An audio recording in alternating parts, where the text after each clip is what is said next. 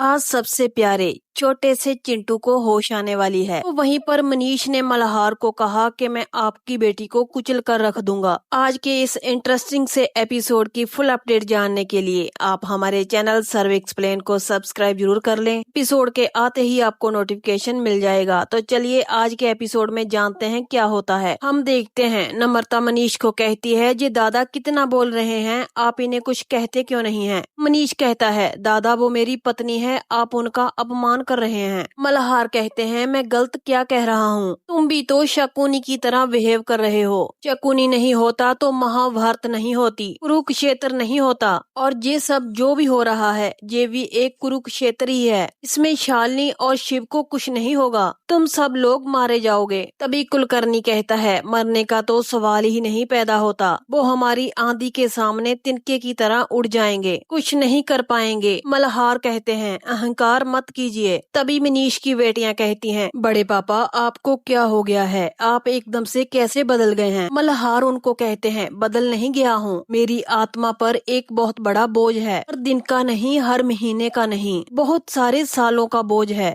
ये लड़ाई मैंने खुद से की है मगर लड़ नहीं पाया। उस दिन जब मैं हॉस्पिटल गया, उसके बच्चे के लिए पैसे दिए, लेकिन उसने मुझसे पैसे लेने से मना कर दिया। अपने सुहाग की निशानी मंगलसूत्र उसने बेच दिया, लेकिन उसने मुझसे पैसे नहीं लिए। कितना आत्मसम्मान है उसके अंदर, अपनी मान मर्यादा का कितना ख्याल है उसे। बेटियां हो तो ऐसी ही होनी चाहिए, अगर दामाद हो तो शिव प्रसाद जैसा होना चाहिए, कबीर जैसा नहीं, किलर बिगड़ा हुआ बेटा। राध्या कहती है, आप कबीर का अपमान कर रहे हैं। मल्हार कहते हैं, तुम चुप रहो, आवाज को धीमी रखो। अभी मनीष कहता है, दादा आराध्या मेरी बेटी है, आप उससे इस तरह से बात नहीं कर सकते। मल्हार मनीष को कहते हैं, तुम्हें तो लगेगा ही, लेकिन मैं जो बोल रहा हूँ सही बोल रहा हूँ। तभी मल्हार अपना फोन निकालते हैं। वीर कहता है, आप किसको फोन कर रहे हैं, ये सब नाटक बंद कीजिए। तो वहीं पर कुलकर्णी कहता है, आप मेरे बेटे के खिलाफ कुछ नहीं करेंगे, लेकिन आज मल्हार का गुस्सा सातवें आसमान पे होता है। वो कुलकर्णी और कबीर को कहते हैं कि अपना मुंह बंद रखो।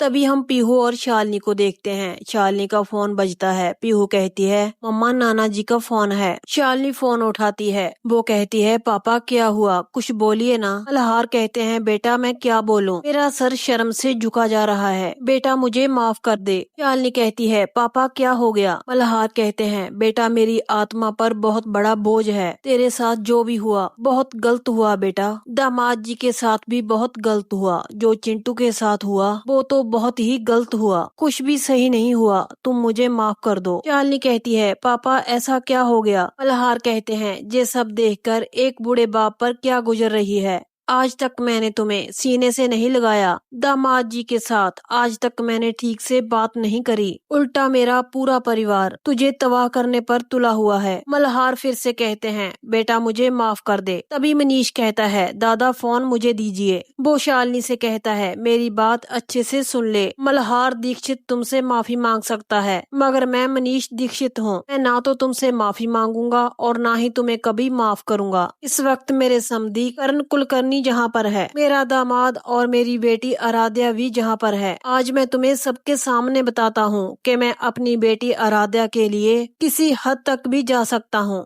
शालिनी मनीष को कहती है, मैं भी अपने बेटे के लिए कुछ भी कर सकती हूँ, आपके जो जी में आए करिए और मेरी जो मर्जी होगी मैं वही करूँगी। मनीष भड़कने लग जाता है। वो कहता है, तुम्हारे जो जी में आए वो करो, उसके बाद हम देखते हैं जीत किसकी होती है और हार किसकी होती है। ये सुनकर मल्हार को गुस्सा आता है। वो मनीष के हाथ से फोन छीन लेते हैं। मल्हार कहते हैं, ये क्या तमीज है, हमारे माँ बाप ने यही सिखाया है, मैंने तुम्हें क्या यही सिखाया है। पैसे और पावर के अहंकार में तू इतना अंधा हो गया है कि तू मेरे हाथ से फोन छीन रहा है। मल्हार शालिनी से कहते हैं, बेटा पूरे दीक्षित खानदान की तरफ से मैं तुमसे माफी मांगता हूँ। बेटा तू चिंता मत कर, अब मैं तुमको पैसे नहीं दूंगा, मैं सिर्फ तुमको प्यार दूंगा, एक पिता का आशीर्वाद दूंगा, जो सालों से मैंने तुम्हें नहीं दिया। दिया। ये सुनकर शालिनी रोने लग जाती है। वहीं पर मल्हार की आंखों में भी आंसू होते हैं। वो बार बार अपनी बेटी से माफी की गुहार करते हैं और कहते हैं, बेटा जो भी हो तुम इन सबको सजा जरूर देना। ये सुनकर सबके होश उड़ जाते हैं। मगर बेटा ऐसी सजा मत देना जिससे मेरा परिवार उजड़ जाए। मैं तुम्हारे सामने हाथ जोड़ता हूँ। जो भी है जैसा भी है तो मेरा भाई ना।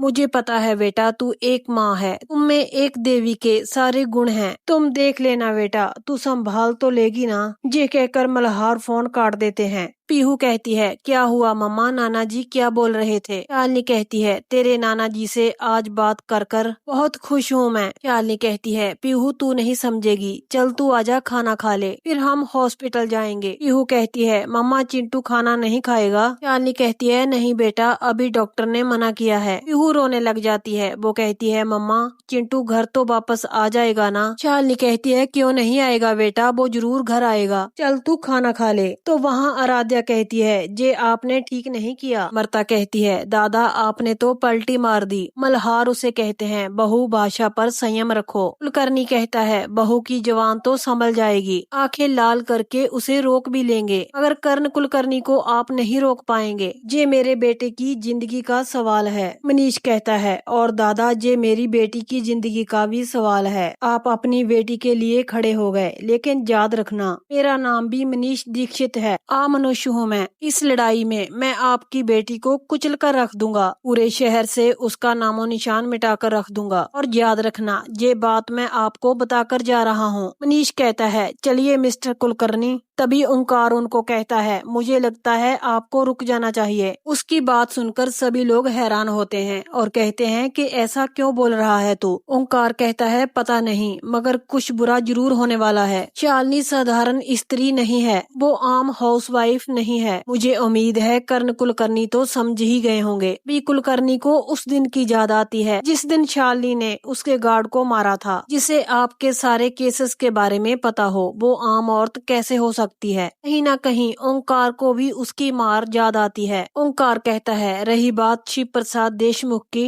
वो भी बहुत पावरफुल है, उनसे भिड़ेंगे तो आप जल जाएंगे। तो वहीं पर आराध्या तो जानती ही है कि शिव प्रसाद ही परशुराम है। मनीष ओंकार को कहता है, जाकर छुप जाओ अपने बीवी की पल्लू में, पैसे और पावर के सामने कुछ नहीं कर पाएंगे वो लोग। मनीष कहता है, आराध्या बेटा संभल कर रहना, अब जे भविष्य की तरह बिहेव करेंगे, अगर हम संभल कर नहीं रहे तो जे हमारी सोने की लंका को जला देंगे। मनीष कुलकर्णी को चलने के लिए कहता है। वो दोनों वहाँ से चले जाते हैं, मगर मल्हार को उस वक्त की याद आती है जब शालिनी शादी करके उसके घर में आई थी और उसको उसने धक्के मारकर बाहर निकाल दिया था और कहा था, मैं तुम दोनों को कभी भी एक्सेप्ट नहीं कर सकता, तुम लोग मेरे घर से बाहर निकल जाओ। मल्हार मन ही मन फिर से शालिनी से माफी मांगते हैं। आगे हम देखते हैं शालिनी बप्पा के सामने रो रही होती है और कहती है कि मेरे चिंटू को बचा लो। तो वहीं पर शिव प्रसाद अपने बेटे के पास बैठा रो रहा होता है। शालिनी बप्पा की आरती करती है। तो वहीं पर शिव प्रसाद को याद आता है वो अपने परिवार के साथ कितना खुश था। उसे चिंटू की कही हुई हर एक बात याद आती है। चिंटू कहता था, पापा हर बार आप ऐसा ही करते हो, आप कभी भी नहीं दिलाते। शिव प्रसाद ने उससे वादा भी किया था कि इस बार वो जरूर दिलवा देगा और उसने चिंटू के साथ पिंकी प्रॉमिस किया था। इन्हीं बातों को याद कर कर शिव प्रसाद बहुत रोता है। शिव प्रसाद के हाथों में चिंटू का हाथ होता है। तभी चिंटू थोड़ा सा हाथ हिलाता है। वो अपने मम्मा पापा का नाम लेता है। ये देखकर शिव प्रसाद को बेहद खुशी होती है। वो चिंटू से कहता है कि पा तुम्हारे पास हैं। तभी शिव प्रसाद डॉक्टर को बुलाता है। डॉक्टर उसका चेकअप करते हैं। डॉक्टर भी उसकी कंडीशन देखकर खुश हो जाते हैं। शिव प्रसाद चिंटू से कहता है, तुम्हारी बात मैं मम्मा से करवाता हूँ। शालिनी का फोन बजता है। वो शिव का नाम देखकर घबरा जाती है कि कहीं चिंटू को कुछ हो तो नहीं गया। पीहू कहती है, मम्मा फोन उठाओ ना, मुझे डर लग रहा है। शालिनी हिम्मत करके फोन उठा लेती है। शिव प्रसाद कहता है, शालिनी चिंटू को होश आ गया। ये सुनकर शालिनी की खुशी का ठिकाना नहीं रहता। वो शिव प्रसाद से कहती है, मैं अभी आती हूँ। शालिनी सबसे पहले बप्पा के पास जाती है। वो कहती है, आपने मेरी सुन ली प्रभु, आपको साक्षात कोटि प्रणाम है। आप एक माँ की तकलीफ, उसका दुख समझ गए। शुक्रिया बप्पा जी, आपका शुक्रिया। तो यहीं पर आज बप्पा की आराधना के साथ एपिसोड का एंड हो जाता है। आने वाले एपिसोड में हम देखेंगे शालिनी शीतल का इनकाउंटर करेगी और शिव प्रसाद ही परशुराम है, ये सबको पता चल जाएगा। तो आने वाला एपिसोड और भी इंटरेस्टिंग होने वाला है। फुल अपडेट जानने के लिए आप हमारे चैनल सर्वे एक्सप्लेन को सब्सक्राइब जरूर कर लें। आज का एपिसोड आपको अच्छा लगा तो प्लीज लाइक शेयर कमेंट करें एंड हाइप का बटन जरूर दबा दें। अगर ये एपिसोड का एंड हो जाता है, समाप्त हो जाता है, तो आप कौन सा एपिसोड और देखना चाहते हैं प्लीज आप कमेंट करके जरूर बताएं। तो चलिए गाइज, आपसे कल मुलाकात होगी एक और नए एपिसोड की अपडेट के साथ।